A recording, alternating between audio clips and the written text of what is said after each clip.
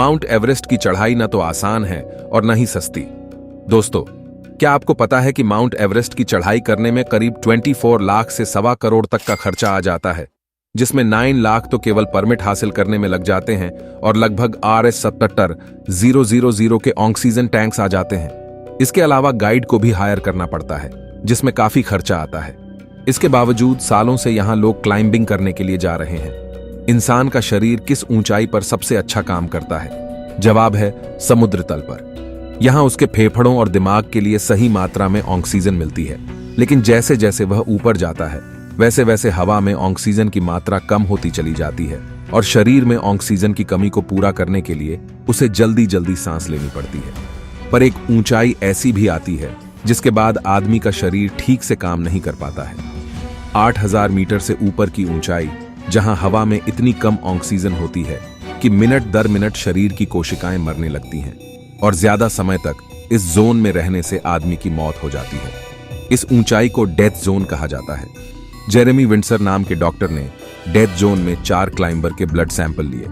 In blood samples को test करने से पता चला कि इतनी ऊंचाई पर क्लाइंबर के ब्लड में जो ऑक्सीजन की मात्रा होती है वह नॉर्मल आदमी के मुकाबले 4 गुना कम होती है।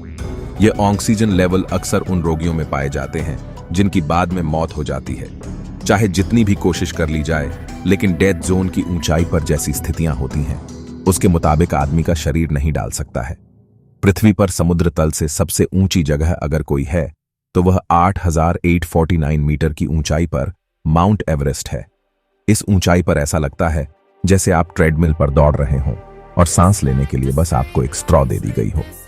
डेथ जोन की ऊंचाई पर सबसे बड़े रिस्क में से एक है हाइपोक्सिया का रिस्क।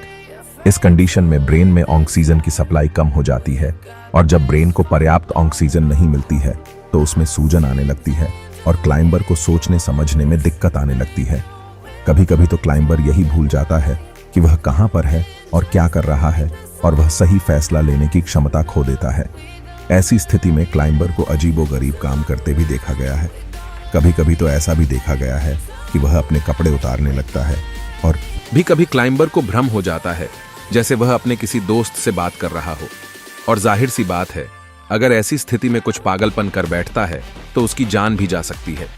तो हैरान कर देने वाली बात तो यह है कि जितने लोग माउंट एवरेस्ट की चढ़ाई में जाते हैं उसमें से 14% लोगों की मौत हो जाती है और इतनी ऊंचाई से लाशों को नीचे लाना भी बेहद मुश्किल और जोखिम भरा होता है। और इसलिए 26,000 फीट की ऊंचाई पर अभी भी करीब 200 लाशें बर्फ में दफन हैं और अब उनका इस्तेमाल लैंडमार्क के तौर पर किया जा रहा है। इन लाशों को देखकर क्लाइंबर सही रास्ते का अनुमान लगाते हैं और हर लाश को एक नाम भी दे दिया गया है और इस लाश को ग्रीन बूट्स के नाम से जाना जाता है और कहा जाता है कि यह लाश इंडियन क्लाइंबर सेवांग पलजोर की है, जिनकी मौत एवरेस्ट पर 1996 में हो गई थी, मगर इसी अवस्था में इनकी मौत हो गई। सालों तक दक्षिणी मार्ग से एवरेस्ट पर चढ़ने वाले किसी भी व्यक्ति द्वारा महिला के अवशेषों को देखा जा सकता था।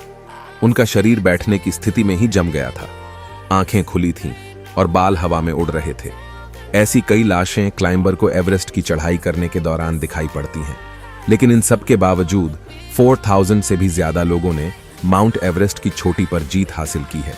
इनमें से 200 लोग तो ऐसे हैं जिन्होंने यह काम सप्लीमेंट्री ऑक्सीजन के बिना ही कर डाला। दोस्तों, कमेंट करके बताइएगा कि ये वीडियो आपको कैसी लगी